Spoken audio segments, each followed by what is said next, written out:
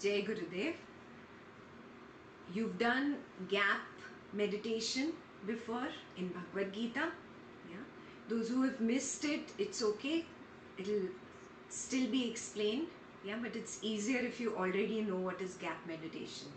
This is gap 2. Okay. So if you remember what we did in gap meditation, we take with our normal breath in and out and in and out, we focus on the gap. You remember this? The gap that is external and the gap that is internal. There are 2 gaps. Yeah. When I breathe out completely, there is a gap outside. Gap as in where the breath pauses. Neither am I breathing in nor am I breathing out. Where there is a pause. Yeah, that's what we call the gap. So in gap meditation, we were focusing on the gap outside and inside. Now, have you ever wondered how does the breath automatically move in and automatically move out? There has to be something, no, propelling it. Breath is finally gross. Yeah? So there has to be some force which works from the subtle level that is propelling this breath to go in and out, and also propelling that pause or that gap. Yeah? So for example, this is just a plastic. Yeah? You can see it's just a plastic sheet, almost kind of transparent, not totally transparent. I have a magnet in my hand. Yeah? And this is a metal bell that you get for Christmas. Ghungru, that we call in Hindi. It's a metal bell. Okay? What will happen if I move the magnet? Can you keep your phones on silent, please? What happens if I move the magnet up and down? The bells move. Yes? Yeah, because simply it is magnetism.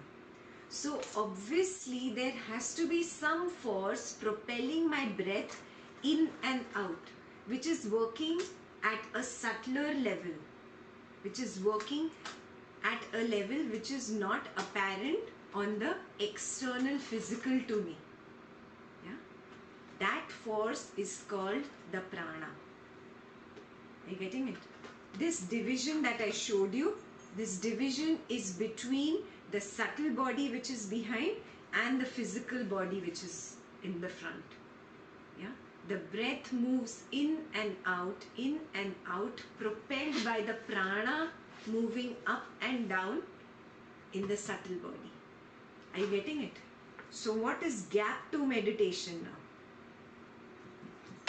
Now you already know the length of your breath. You have been practicing just watching your breath go in and watching your breath go out, and you have been already focusing on the gap.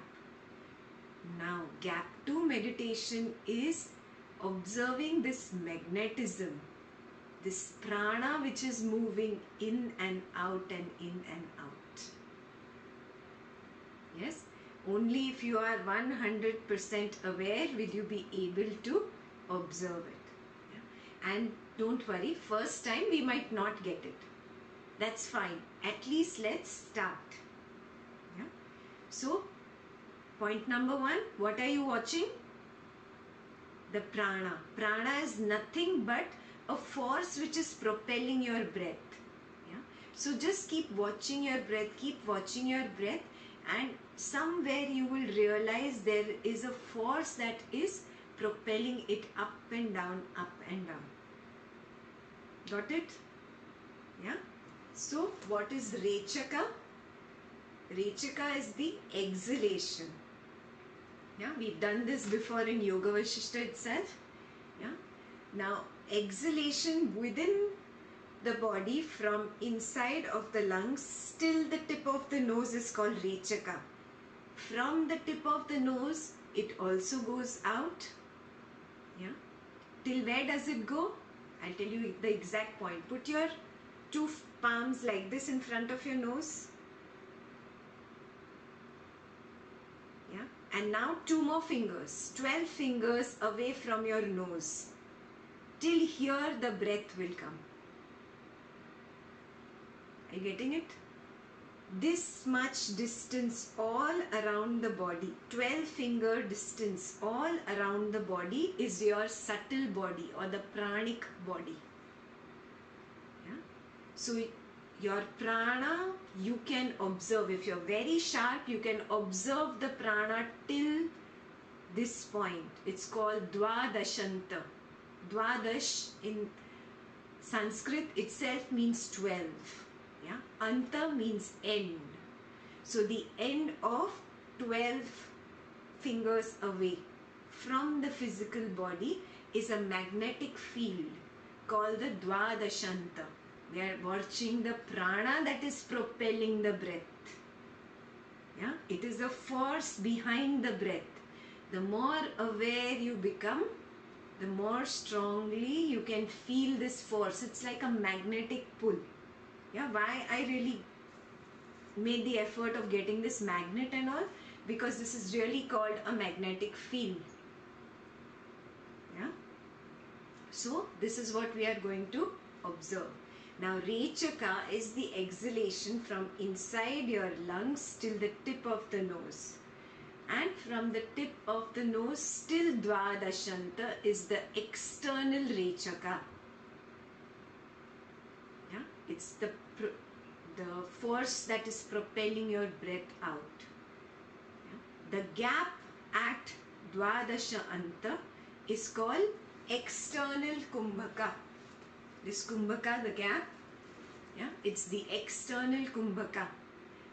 Yes, if you become really observant, you will be able to see that you start breathing from here, from Dwadashanta, so far away from the body. The prana propels the breath in. Yeah? That is called external Puraka till the tip of the nose. And from the tip of the nose to your lungs, to the bottom, it is called internal Puraka. Now when you go to the bottom of the lungs, again there is a gap. That is called internal Kumbhaka. Got it? Yes. So you have to observe the entire cycle. In, out, in, out, in, out. Yes. Again, you might not get it right in the beginning, especially those who have not practiced the gap meditation before. Nothing to worry. We'll keep practicing and we'll get there. Yeah? And Vasistha will explain this in more details as we go.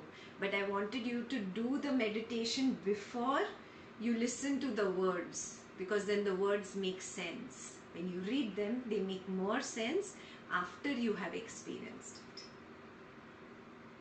Clear? Everybody? Yes?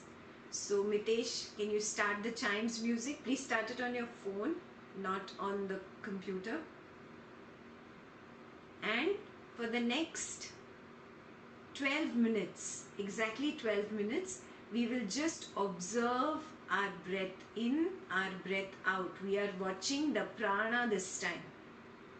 Yeah, that magnetic force in and out and in and out that is moving up and down. We are watching the prana, not the breath. Clear? So this prana is the subtle body you're talking about? Yes. We'll talk about it. I'll explain it to you. There are very good slides made for it. But right now just focus on your breath. Yeah?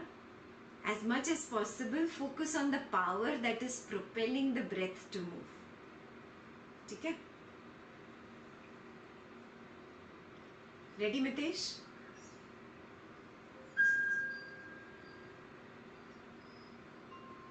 Eyes closed. Relax your body, relax your shoulders.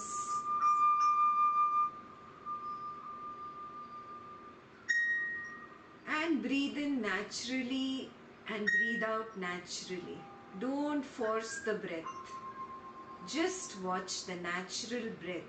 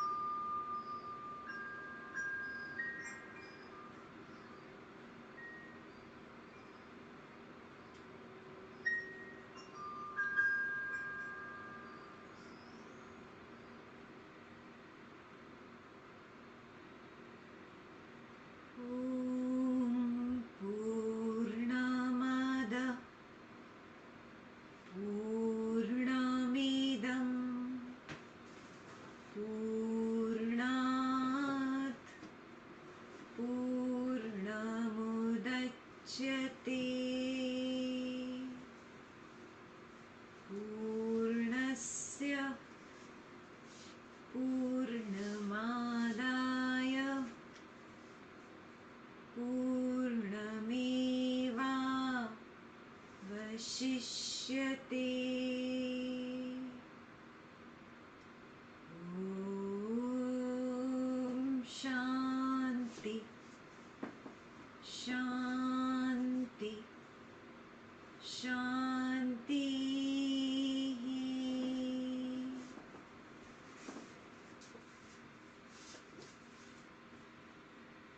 And when you feel complete, very slowly and gradually, taking your own time, you open your eyes.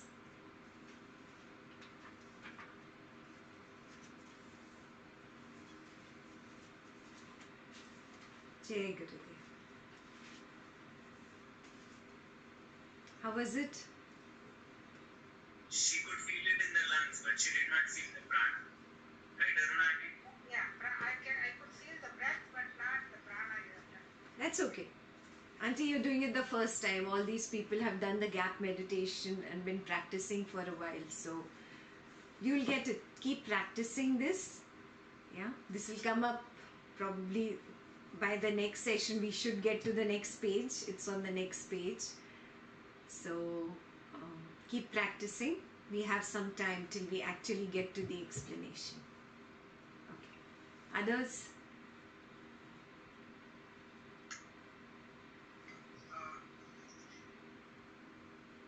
I same way I can feel the breath going in and out, but I do feel like in the body some different kind of energy when I'm observing that.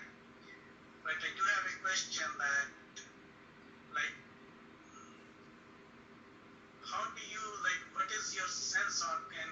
Is it just a mental observation, or your sense, some of the sense organ will feel that prana? You will feel it like a magnetic pull. Just like a magnetic pull, you will feel it going out and it going in. And you can actually experience the breath moving along with that force. But for that, you have to be absolutely still in the mind. Yeah? Experiment with this after Kriya. Maybe that time the mind is stiller, no thoughts. Yeah? Maybe at that time you will have a better experience. Yeah? So this was just an experiment to learn the process. Now keep practicing and keep observing. It is the same prana we learnt in the last Bhagavad Gita, where you're taking the energy from the bottom of the spine all the way to the crown. Remember? It's exactly the same, whatever you felt at that time. That same awareness moving up, the same energy moving up. It's that same kind of experience from the bottom of the lungs outside, and then from outside back in. The other question is that if whether you are breathing hard or you are breathing normal, that 12 fingers remains the same, or it changes if you are breathing hard, that gap, that distance changes? No, it remains the same. It's like the pranic body, na? My nose is here. Yeah, for a person who has a very long nose, his nose is here. But it goes, no, the breath goes still there, right? Like that, only the distance of the pranic body is dvadashanta, 12 fingers in front of the nose, or 12 fingers in front, around the body. So the pranic... Your breath is feeble or strong, doesn't matter. Yeah, it doesn't matter. Initially, if you cannot feel it with feeble breath, it's okay. Take a few hard breaths, intentionally long breath in, intentionally long breath out. Just focus. Can you experience the prana? Yeah, and that is the magnetic pull which is pulling the breath up and down, up and down, up and down. So at depth, what really happens? This prana which is moving up and down just withdraws. It's time. Yeah? Its job is just to withdraw from the physical body. It's like a divorce. I drop you, I let you go. And that withdrawal of the prana is what stops your breath. and that's how the body dies. Prana knows or it's jada. Again, I can't hear you very clearly. This prana has consciousness or no? Of course, it's the pranic body. It is propelled by the consciousness. There is nothing in this planet, not a centimeter, a millimeter on this planet which is devoid of consciousness. It's not possible. So is this the vibration in the consciousness? Prana is the vibration in the consciousness? It is a little more than that vibration. It is your subtle body. Your subtle body came out from that vibration in consciousness. Yes, the subtle body is a combination of pranic body, of the mind body, which is equal to thoughts and logics, plus the emotions that I experience. All three together is the subtle body. Yeah, so prana is like the breath of the subtle body, you can say.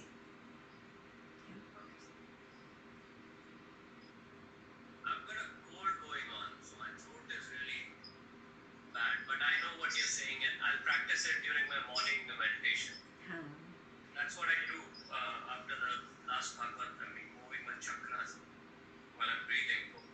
Perfect, perfect. So you understand what is that movement of prana, that movement of energy, right? Now, exactly the same thing we have to observe behind the breath. Got it? Yeah. That's exactly what he will explain next. Yeah. Did anybody else manage to, at least for 1 second, somewhere, some pull?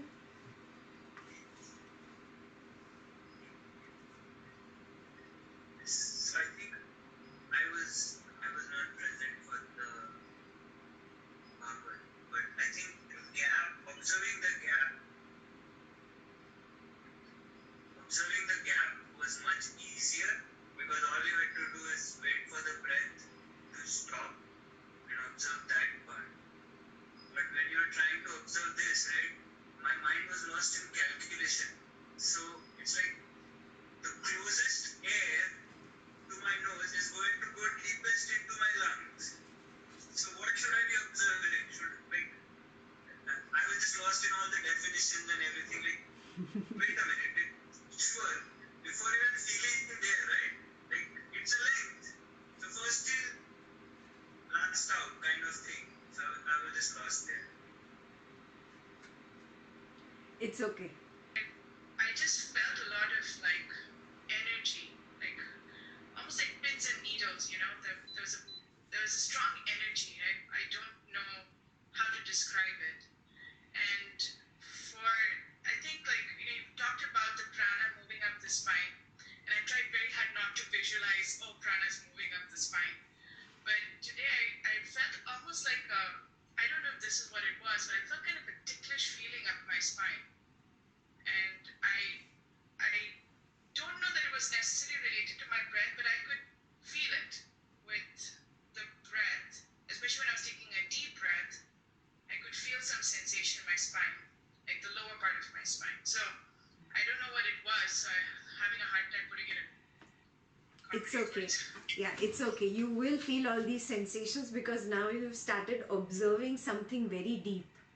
Yeah, so prana is at the same time moving from the bottom chakras to the crown of the head, and at the same time it's also moving out and in.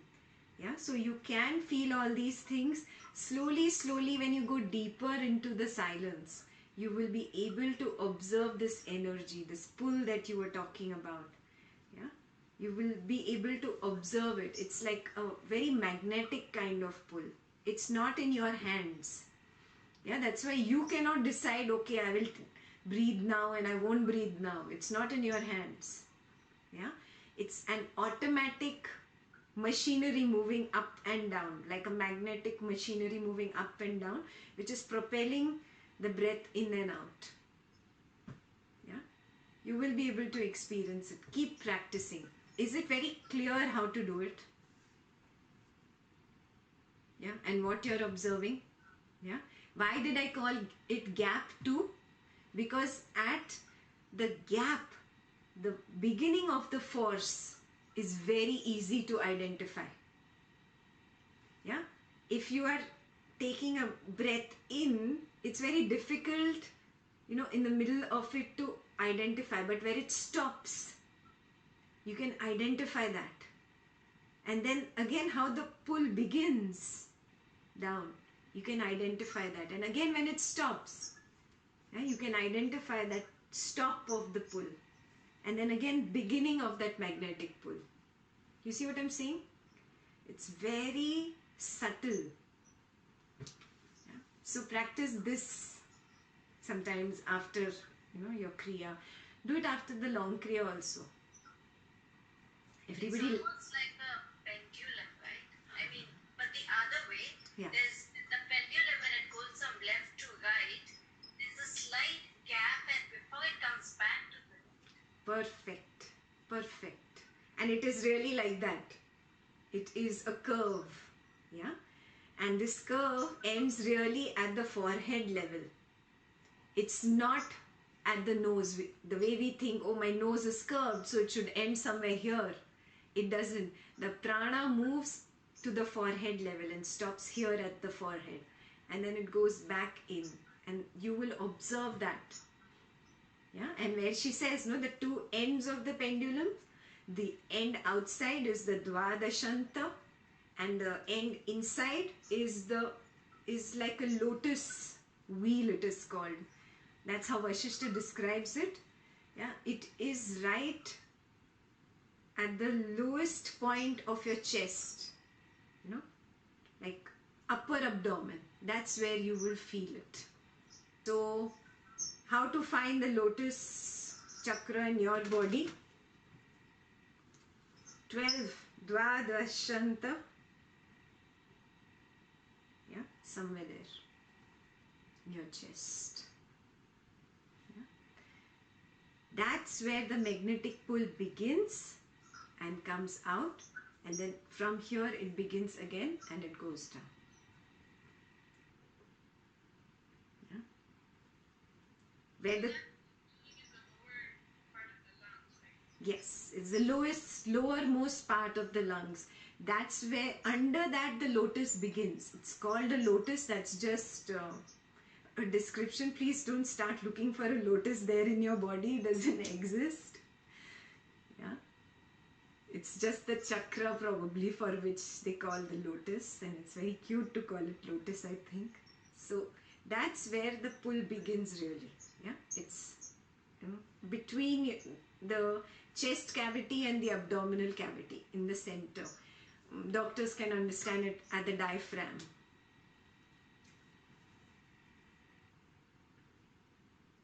So, in a way, you can Solar plexus. Yeah, solar plexus, that is why they called it the lotus. Somebody else was asking something. So, in a way, even if you forget about all these 12, 14, 13, whatever that is, and you just observe the breath all the way and just get subtler, it should be okay, right? Absolutely. You don't have to worry about this.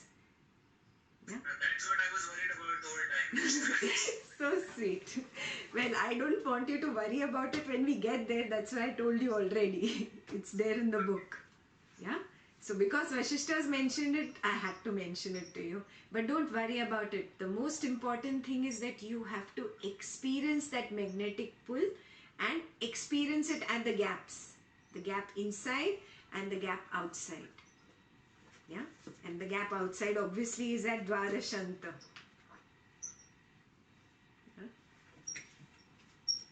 One thing I heard in the Bhagavad Gita where, when it's going out, you almost are going in between from here and then going out and then coming back from here. That was very easy to understand. Yes. That's exactly how it is happening. The prana moves in the subtle body, no? It is our breath which moves in, in our nose and turns out and all that. Prana is not turning out. The magnet, even if it comes at a little distance from the iron filings, still has that pull on the iron filings. Yes, so it's not exactly the way I showed it to you. Just get it that even if it is a little away, the force is really through the forehead and out. That's the energy you feel like right here. Yes, yeah. Are you feeling that pulsation? Yeah, this is where this is. Yes. Yes. Okay. Clear? Any more questions? I guess I was watching. Is it okay to observe even with eyes open? Yeah. It's okay. But the thing is, we will not be so subtle, no, to begin with. Yeah. So that is why to begin with, let's do it with eyes closed. The moment you become really an expert at observing it, then take it into your, day-to-day routine also. Constantly observing the prana. Yeah. Good question. Yes, Aruna aunty, you were saying something. I guess I was watching the breath instead of the prana.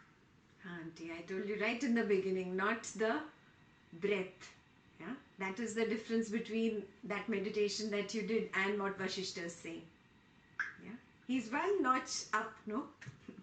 Yeah. Now I know the difference. So I'm not supposed to watch the breath. It's okay, start with the breath. Yeah, but understand that there is a pull. There is some force that is moving that breath in and out. I cannot do it. Now let me go subtler and see that force.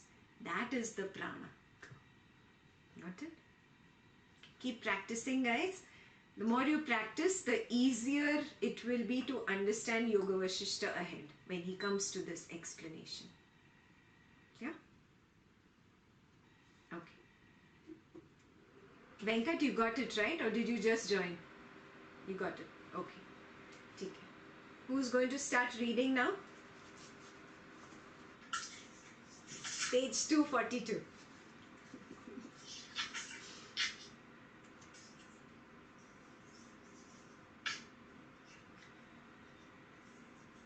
Vasistha asked, "O Vasunda, how is it that your body has not been consumed by death?" Vasunda replied, Death does not wish to kill one who does not have raga, dvesha, attraction and aversion, or false notions and mental habits.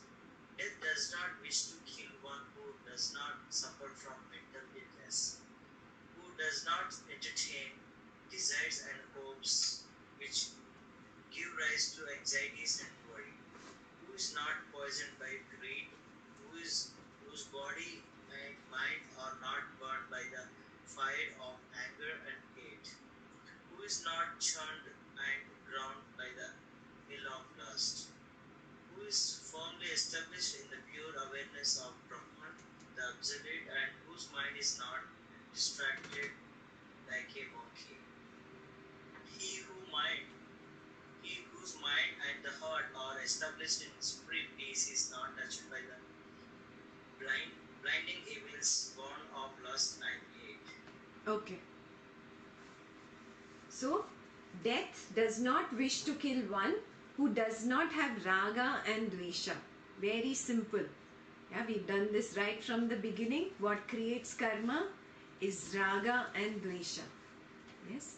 The rest of the paragraph is just a repetition of what we have done in karma session. Yes. One little emotion inside me, doesn't matter whether it's anger, jealousy, greed, hatred, creates an impression. This impression goes and sits in my karma bag, and that leads to my next lifetime. Again I come back, again I have to experience some exchange with the person with whom I created these seeds. Yes, and again I go through life. Again, because of that exchange, I create more impressions, and I keep coming into body again and again and again, and the cycle repeats. Yes, death consumes only one who has raga and dvesha. Death is not interested in that soul that has gone beyond raga and dvesha. Yes? So you can get free of this physical body, move on, yeah, and learn the skill of dropping the raga and dvesha. Then you will not come back into body. So obviously there is no death for you. Understood the meaning here? Yeah, very simple and very beautifully put in many different things that we experience. Death does not wish to kill one who does not suffer from mental illness. Mental illness is not really what you see only of people who are mentally handicapped and in a mental institution. Somebody who is taken, over just by anger, he loses himself. Have you seen when you become angry? You just go on and on and on and on and on. Yeah? It is like as if you have a mental illness for that little while, and suddenly you come back to your senses and you say, oh, why did I say that? Oh, I'm so sorry, I didn't mean it. So that means for those few minutes, who were you? What happened to you? Yeah? You were not yourself. Yeah? That is called sammoha. You remember we did this in Bhagavad Gita also? Sammoha. Sammoha is almost like self-hypnosis. You remember that black and white picture going round and round and round? Yeah, we did that.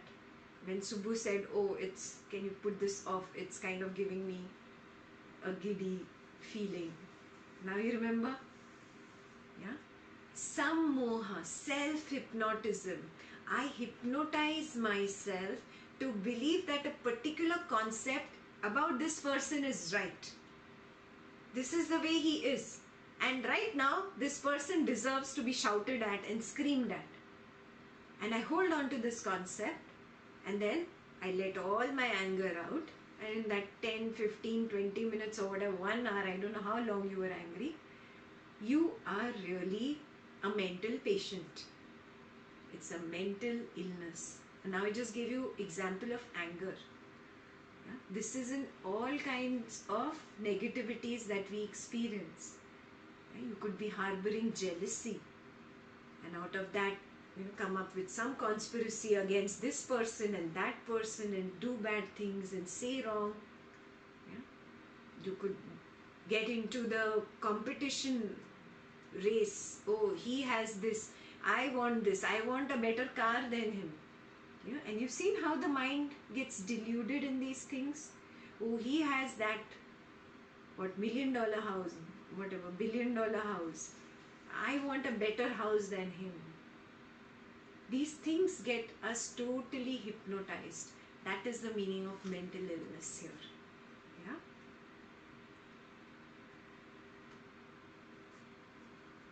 Death does not want to kill even those who do not entertain desires and hopes, which give rise to anxieties and worries, who is not poisoned by greed. Desire and hope is nothing but greed, no? I want this, I want this. Yeah, even if it is just, oh, I want only for my family happiness. Yes. What does a want really imply? It implies that I don't have faith in that higher power. That higher power that has given me this body, has given my family members this body, has given me all this luxury, this life. Can't that power really take care of me going forward? Why do I have to keep wanting, desiring, hoping, and then becoming feverish about it? Yeah? Dropping that. Only a person who is able to have that faith in the highest and drop this feverishness, only such a one can become free of death. Basically, free of coming back into the cycle of birth and death.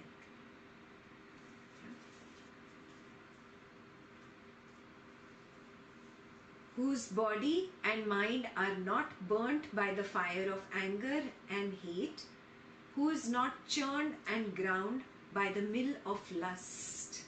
We already spoke about anger and hate. Yeah.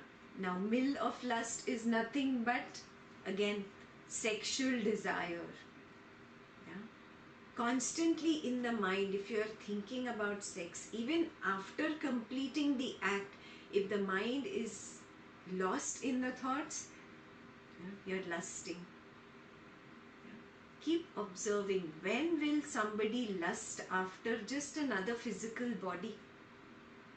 When the mind has not graduated to the beauty of mind, when the mind has not graduated to the beauty of the soul. Yeah? You are just struck at the body level, and the attraction is at the body level. We did that 2 Yoga Vasisthas ago. Yeah? Being lost at the body level is lower than the attraction to the mind level, and that attraction to the mind level is lower than the attraction to the soul. Yeah? So graduate, move higher, recognize what am I getting into. Yes? Again, I am not advising suppression. Suppression will not work. If you suppress yourself, oh, I shouldn't think like this, I shouldn't do like this, what will happen? That thought will come up more. Yeah? Just like I tell you, don't think about a monkey. What are you thinking about? A monkey. Yes? That's what the mind does. What you tell the mind not to do, that's exactly what the mind will crave for. So it is not about suppression. It is just recognition, what am I really getting attracted to. And then a natural maturity happens. Yes? Letting that natural maturity happen to you. But how will that happen? Only by recognition, no? If I am not ready to look at myself in the mirror, and I am not ready to accept that this is the way I am going, will I ever change?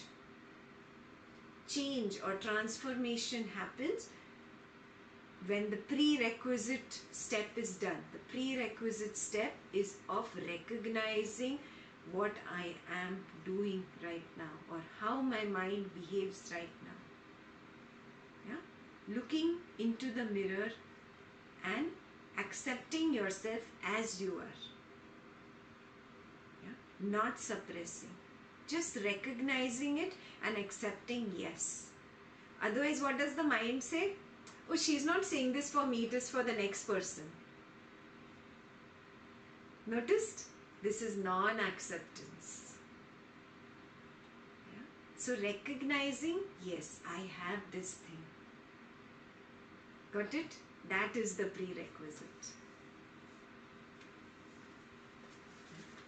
That was about the mill of lust.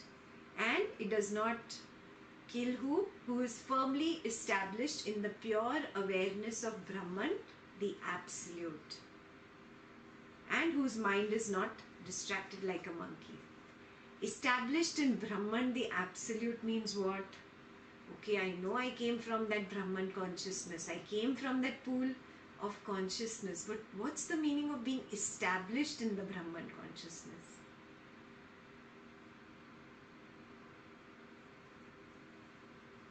Having a faint idea or having an understanding is one thing, but believing in something with full force, that no matter what, this is it. That is. Perfect. I'm not talking about intellectually understanding. Intellectually, we've been analyzing for the longest time through these scriptures. That's not being established in the Brahman consciousness. I might understand it intellectually, but I am not getting that experience in meditation, that silence in meditation. That means I am lacking something. I need to go deeper. I need to work more on myself. Yes, because finally I am that silence within. That is my true nature. Yeah? When I recognize I am that silence within, that silence is in him, in her, in him, in her. Oh, it is everywhere. Then I become able, or I get the ability to see this moment to moment in my life. Even in the midst of an argument, recognizing, oh, how silly, one Brahman consciousness is fighting with another Brahman consciousness. Yeah? That moment it drops away. In office, when the boss says something and fear arises, oh, I'm going to get fired. Oh, one Brahman consciousness firing another Brahman consciousness. How funny is that? Drop. That moment, that recognition in every negative thing, when that happens, you have become established. Yes, that is the meaning of being established. Then everything becomes a play. Then you don't take life so seriously. Yeah? Somebody says something, it's okay. Doesn't matter. Yeah? There is no importance that you will attach either to good or to bad. Both, both lose their value. Happy, sad, good, bad, everything is a part of the game. Yeah, if you are on stage and you have to do drama, and can you do only good, happy drama? Everybody will get really bored. Okay, where's the story? Come on, guys. Right? They are waiting for some mirch, masala, up, down, happy, sad, no? Just like that, life has both. When you come to this understanding that life has both and both are fine, yes, that's when you get established.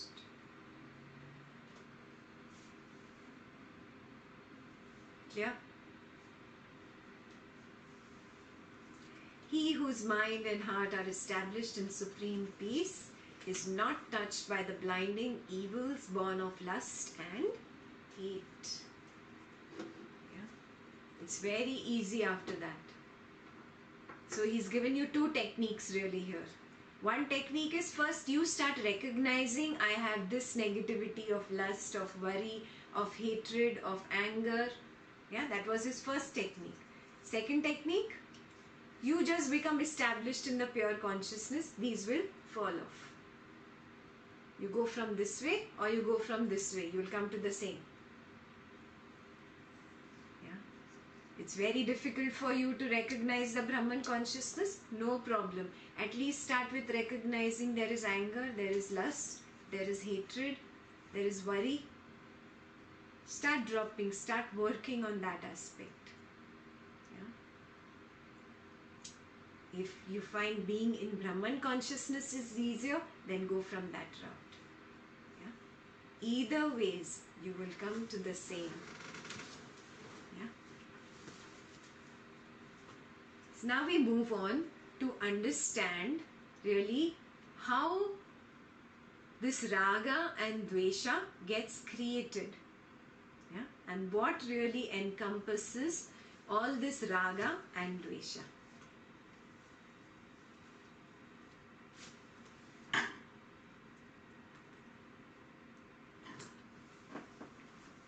Visible?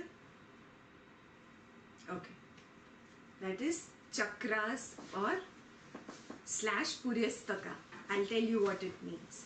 Puryastaka means the subtle body. Yeah. What is the subtle body comprised of? The pranic body plus the thought body or the mind body, and the third, the emotional body. All these together form the puryastaka. Yeah. Now chakras are what? Where this subtle body meets the physical body. At those 7 points, what we experience, those nerve plexus and the nadis that channel out, is called chakras. Yeah. And what do you feel there? Sensations. Yeah. That is why Guruji says, no, keep observing your chakras. Let's go from the bottom to the top. What are the sensations that you experience at the lowest chakra? Bottom of the spine. Lethargy. And the opposite? Enthusiasm. When you come up to the genital area, what do you experience there? Creativity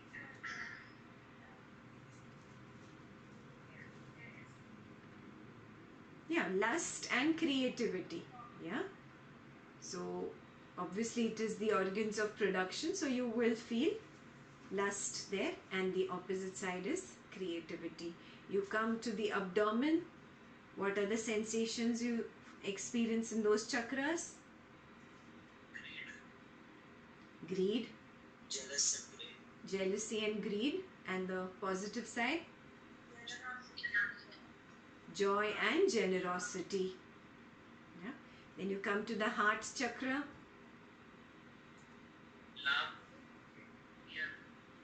Love and fear. Love, fear and hatred. All three in the heart. Yeah. Then you come to the throat chakra.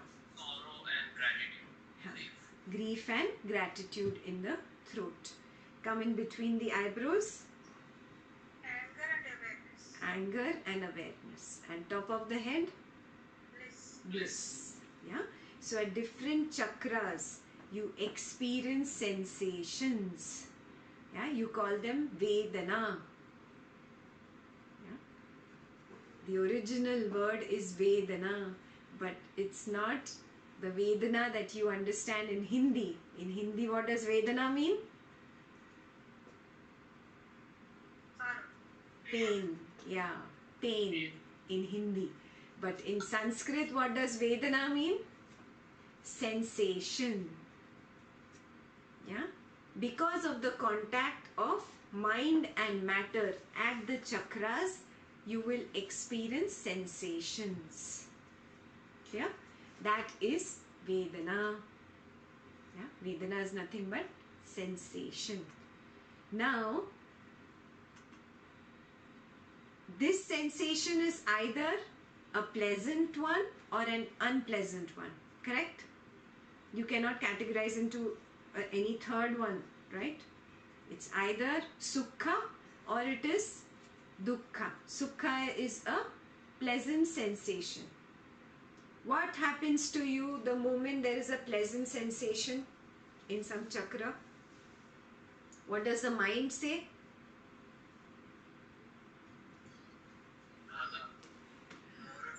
I want it.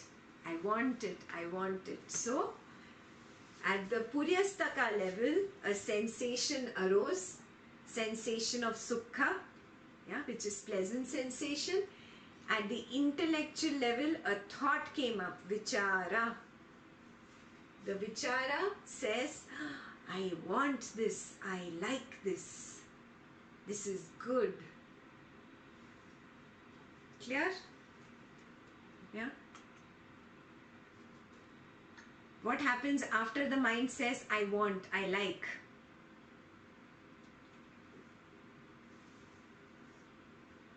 I want to experience it again. Forget all the thought. Now go deeper. What happens? There is an impression. Okay. No, we are observing what is happening in the body. Yeah. Chocolate ice cream.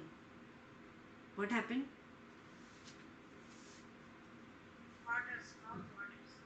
Okay. Even before the mouth watered, first what happened? Sensation from that memory came up. Yeah. First the sensation came out. You almost tasted it on your tongue from your past memory. That is the sensation. Got it? That is the Vedana. Number one, that happened. Two, you said, wow, I loved it last time when I had it. Awesome. This is Vichara. Yes? Now what does this Vichara do? Immediately it propels another sensation. Have you noticed? It's not in words that it says, I want only. I want happens in words, but there is a very strong sensation again. This is Vasana. Are you getting it? Vasana happens at mind level. Yeah? Vichara happens at the intellect level. Yes?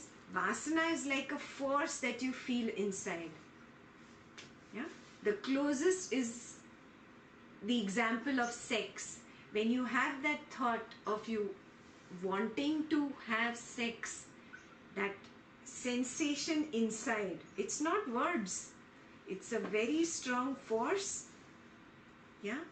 That is why in Hindi then Vasana was translated only as lust. Got it? But that is the way it is easiest to explain. It does not mean it is only lust. Yeah? It is that sensation, that inner strong force that wants, that wants, that wants. Got it? Understood the difference between vichara and vasana and vedana? Who can explain it in one line? With an example if that's easier. Whatever you want. However you want to explain. Vedana is at chakra level. And heart is at the intellectual level. And vasana is at the mental level. Okay. Use your chocolate ice cream example again. So the Vedana is somebody says chocolate ice cream and you immediately have a memory association that triggers a certain emotion with that. And then you go to the vichara level where you now intellectualize and say, I like it. So you're now intellectualizing it. Then you go to the vasa level where now it starts to build and it becomes this surge. Now I need to have this ice cream now. And that's what goes into building the raga. Perfect. Perfect. You got it? Vedana is also a sensation. Vasana is also a sensation. Vedana is a sensation because of contact with the object of sense. Here, what was the object of your senses? Chocolate ice cream. You didn't see it, but you heard the words. So, still contact. A thought is also contact. Not listening it to it from somebody else, but I'm just sitting and fantasizing chocolate ice cream. Contact with the object of sense. Got it? So Vedana happens because of the contact with the object of sense.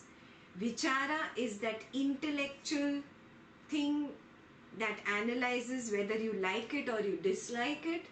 And Vasana is again that inner sensation that propels you to take an action or not take an action. Clear? Now this Vasana, of course, leads to something that is called Bhokta Bhav. I didn't want to translate into English because it loses its significance. You've done Ashtavakra for?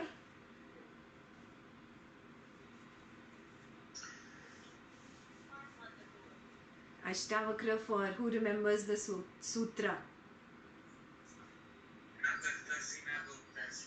Perfect. What's the meaning of Bhokta? The experiencer. Yeah? I am not the doer, I am not the experiencer, is what Ashtavakra is saying. Yes? Here what happens? I like something. Yeah? That Bhokta Bhav in me becomes stronger, that I am the one I'm experiencing. My I becomes bigger. I am experiencing. I. That is called Bhokta Bhav. Yeah? I, the experience, is Bhokta. I, the doer, is Karta. Yeah? We'll come to that. But both is about I. Yeah? Now, I just put the first example of Sukha. The second example is of Dukkha. What happens in Dukkha? Mind says, I don't want, I dislike. It's the same. Why does bad happen to me? Again, Bhokta Bhav. Are you getting it? Yeah, this is all Ashtavakra language. So I have a question. Yeah. So with this knowledge, when we get study this knowledge, so the Vedana and Vichara will still happen, but the Vasana will go away, right? with knowledge I can understand that, oh, this vasana has started coming in me. Yeah, without knowledge the person doesn't even realize what is happening. Yeah, but there is one step deeper which we did in last Bhagavad Gita, where you observe the Vedana. How many of you remember this? Yeah, you observe the sensation at the chakras. We did Hari Om meditation, taking the energy to each chakra. Yes, and you observe that sensation at the Vedana level only. We are attacking it in meditation. Got it? Knowledge will work at Vichara and Vasana level. Yeah, but the entire goal of that knowledge is to propel you to start meditating and working on yourself and getting rid of it at the Vedana level. Got it? Harivam meditation is good for that Vedana level. Yes, auntie. Because Vedana is nothing but sensations, and different sensations will be at the chakras. Just keep observing, observing, observing. It turns from that negative to the positive. So is the difference between knowing of something and knowing something? Or knowing about something and knowing something? That's the difference between this intellectual and actually knowing it. Correct. What is he saying? Intellectually nice to understand this, but unless you really put it in practice, you don't know it. You know of it. Yeah, you know of it, he's saying. Knowing of something and knowing something are two different things. Yeah, I can know of something intellectually, but I truly know it when I experience it. Yes, and that experiencing will happen when you observe the Vedana. Got it? When somebody is yelling at you, then you have to go and observe that Vedana. Right then there is something happening in the heart. You're feeling that hatred towards him or the fear that is coming up because of what he or she is saying. Just observe, observe, observe that sensation. Don't let it translate to the next step of like or dislike and bring up that vasana of hatred and then propelling, because vasana propels you into the next action. We'll come to that now.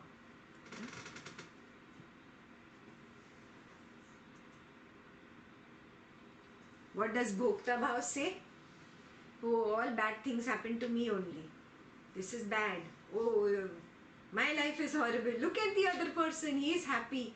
You know what? He is happier because he is not doing any scriptures and art of living. Yeah, he is just enjoying life. Justification, concepts, ideas is what come out of Bhokta Bhav. Yeah. So from Vasana level, you come back to Vichara level. It's a vicious cycle, guys. Vasana Vichara keeps happening. My bad karma. Yeah, how much you hold on to this justification and concepts, the more the Vasana will kick in, the Bhokta Bhav will kick in. They feed into each other. Yes. Now, I will say, oh, I got angry on him. Really, it was good. He deserved it. He is a bad person. All justification I will give. And then I will say, you know what, I really need to take an action and get him, make him a good person or straighten him out. What is this? Karta Bhav. From Bhokta Bhav I come to Karta Bhav. Yes, I am doing. I have to do something. I have to correct this situation. Yes, this also constantly keeps feeding between Vasana and Vichara. Again, bhava, your understanding, no? That is that inner force that propels you from inside to either hate or to love. It is that magnetic energy moving in that direction. Yeah? And when I am in that doership, oh, I have to do right. I have to set everybody right. You see how your language becomes? I am good. Everybody is bad. I am the best person in the world. I am telling you for your own good. You are not listening to me. Where have you gone back to? dukkha. You've created more dukkha for yourself, and the cycle repeats. You are lost. Have you noticed? You do this to yourself. Yeah? This is nothing but the cause of ragas and dveshas.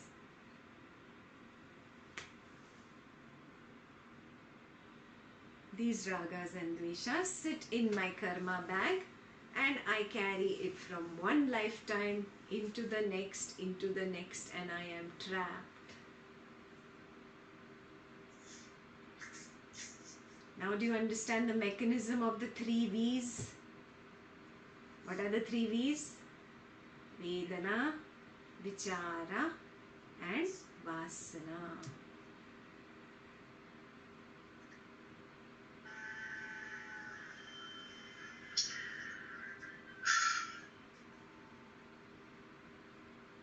Homework for you.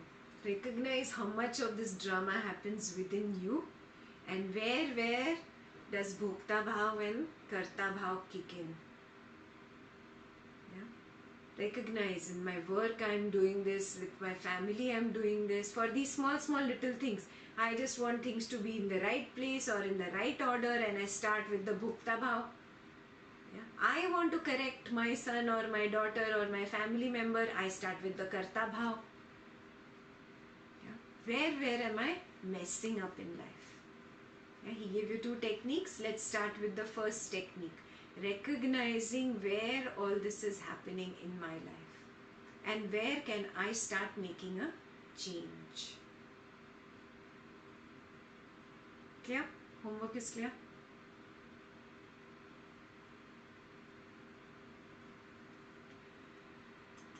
The next he said, he whose mind and heart are established in supreme peace, he is untouched by evils. Evils of hate, lust, worry. Yeah? This is the best way, he says. Yeah?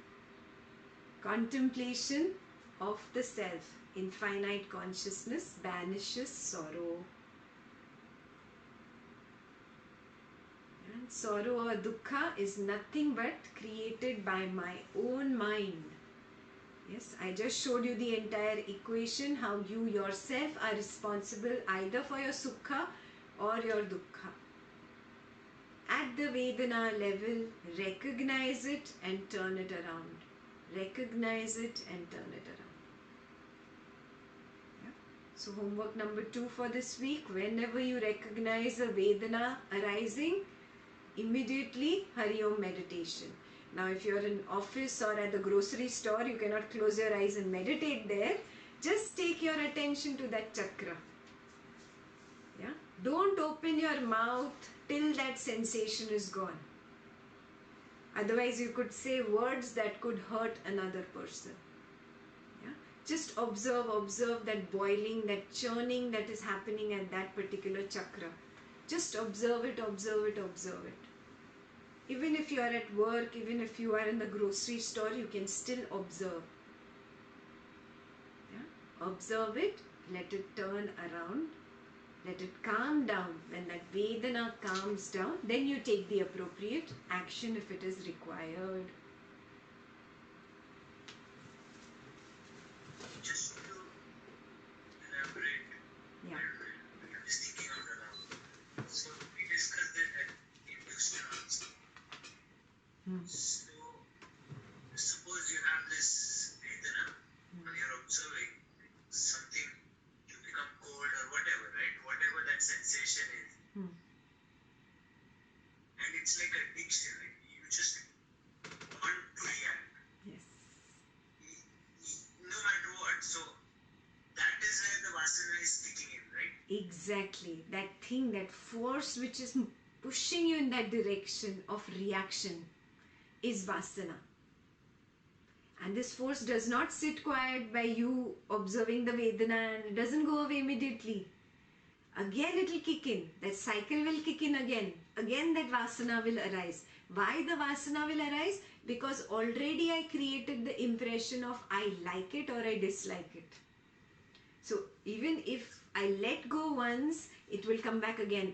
It'll kick again. It's not words, guys. Vasana is not words. It's not the mind saying something. Vasana is just a force inside you which is propelling you to take that action, to say something, to hurt, to give it back. Yeah. And I think the key to all of this is it just happens within seconds. Like when we speak about it, we think, okay, phase 1, phase 2, phase 3. But it actually all happens within seconds because the brain works like that with associations and the reaction. Like that's the conditioning we've had so far, right? Absolutely, absolutely. So you have to be so aware that right at that Vedana level, that sensation level, I observe, sensation coming, this is going to turn into something. Yeah. Before it turns, you have to be able to watch and dissolve it. That takes practice. Got it? It's not going to happen by understanding this intellectually. Great, I understood intellectually. Have I become enlightened? No. By reading it, you will not get enlightened. By understanding it intellectually, you will not get enlightened. You have to practice. Yeah? The more you practice, the more you experience the silence within, you will realize so funny nonsense all this reaction is. Let me stop this reaction business. Yes, you have to take a corrective action in certain situations. Take it and then drop. Yeah, that does not mean sit in the house and don't do anything. Chore comes, Mr. Chore enters your house. Take. In that room there is a bigger TV. Don't forget that one. That's not what we are talking about here. Yeah, it's not passive acceptance. It's active acceptance. Where an action is required, I take the appropriate action. But inside me, it should not be boiling and churning and burning. That burning and churning inside me is the Vedana, which translates into Vichara and then translates into Vasana. Yeah? When I can avoid this cycle of Vedana, Vichara, Vasana and still take an action, yeah? That is called a spontaneous action. This is Ashtavakra Gita in a nutshell. One slide.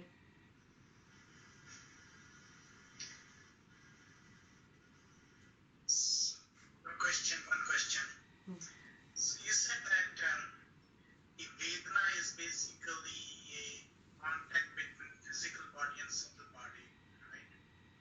So that contact is always there. So even though we observe Vedana, and by observing Vedana we can stop Vichara and Vasana and other things. But Vedana, you said that it has two types of feeling, Sukha, Dukkha. That will still happening, right? It will still happen, of course. I will always be in contact with them, no? Yeah. Yeah. So always this contact is going to be there, but I'm reacting to the contact. I have to stop the reaction. I actually react to that Vedana inside me. Now that Sukha happens inside me, I like it. I hold on to that sensation of Sukha. This is a reaction to hold on to. If it is a Dukkha, I push it away. This is a reaction. This holding or pushing away is what I have to stop. Got it?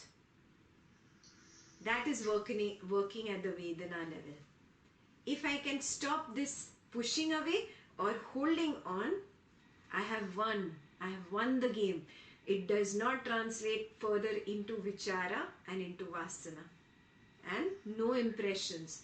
Your karma bag starts becoming smaller and smaller and smaller and smaller and vanishes.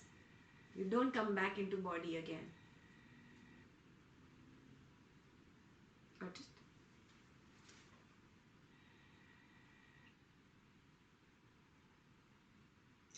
Can I just add something here real quick? Yeah. I think in the simplest manner, if we can avoid reaction, that would basically, from a day-to-day practical point of view for all of us, if we can just avoid reaction, crux of all this.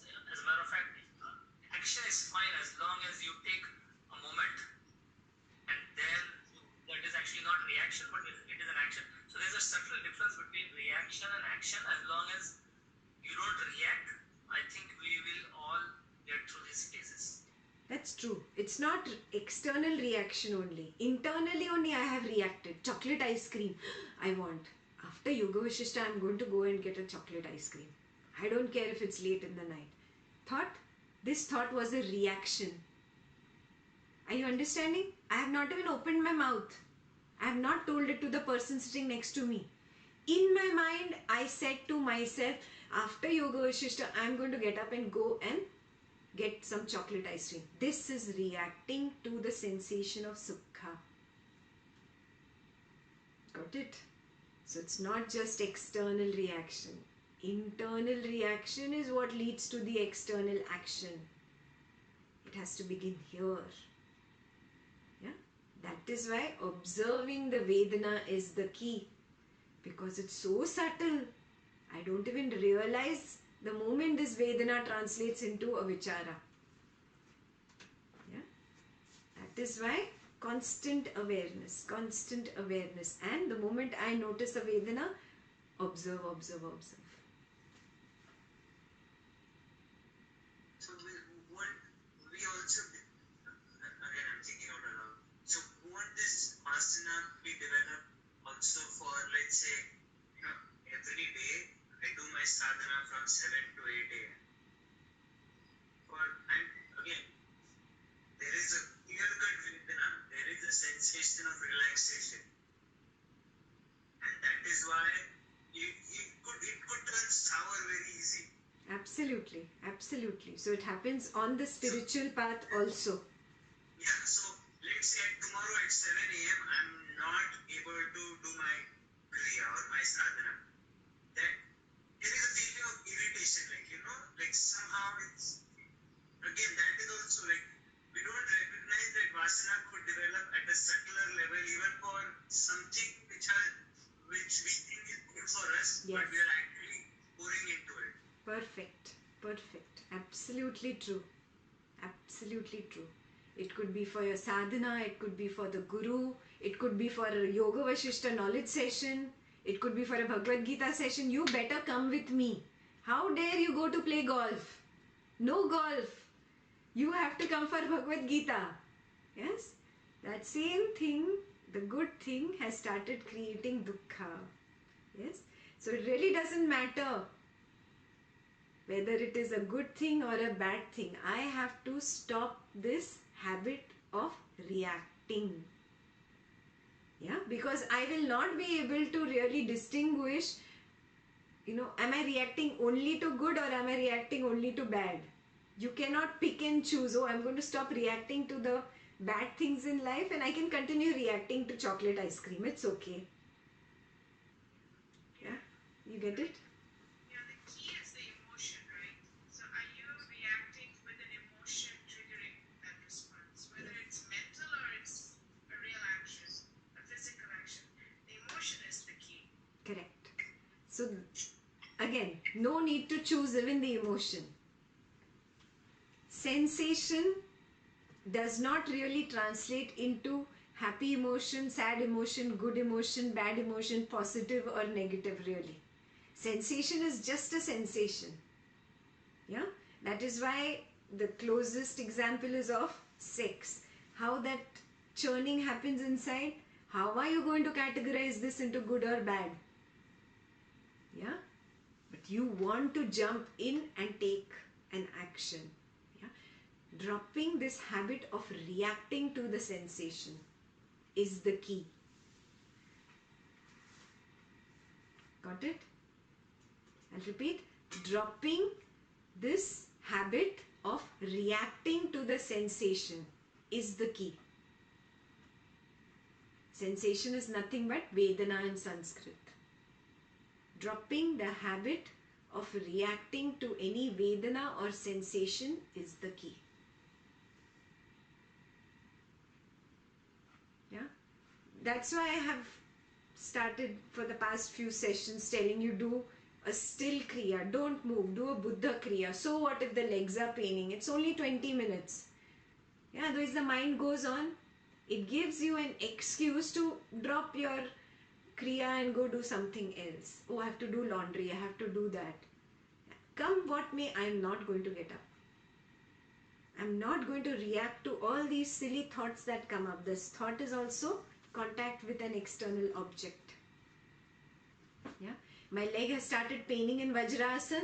I want to change it. No, let me complete pranayam. It's only the mind cribbing unnecessarily.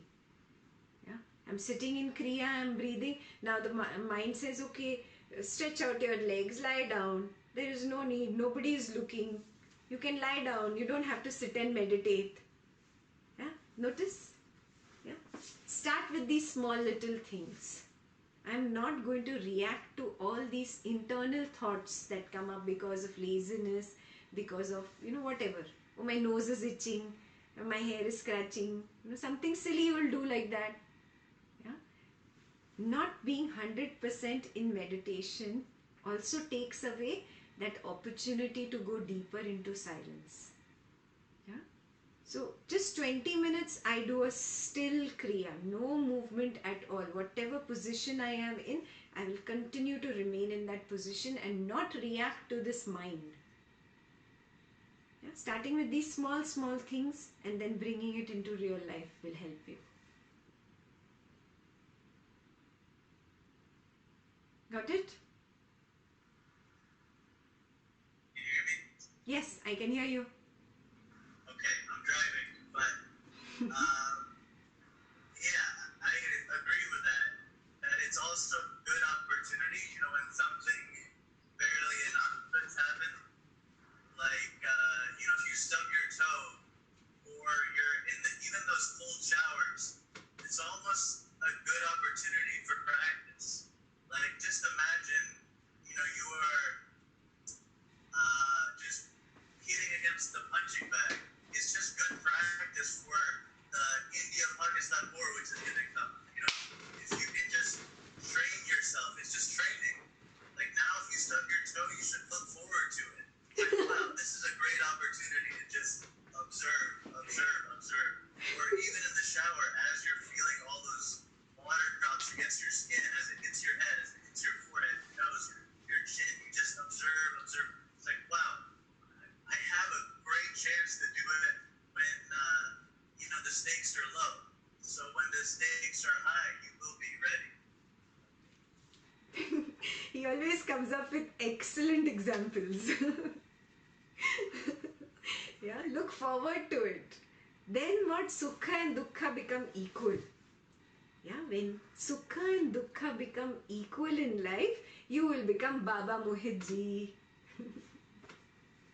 Yeah, you will really come to that state of equanimity that Vasistha talks about. Yeah, looking at Sukha and Dukkha equally. Yeah. And it's so wonderful. This is there in this upcoming weekend's Bhagavad Gita also. Yeah, looking at both of them equally. Sukhasya dukhasya na gopilata.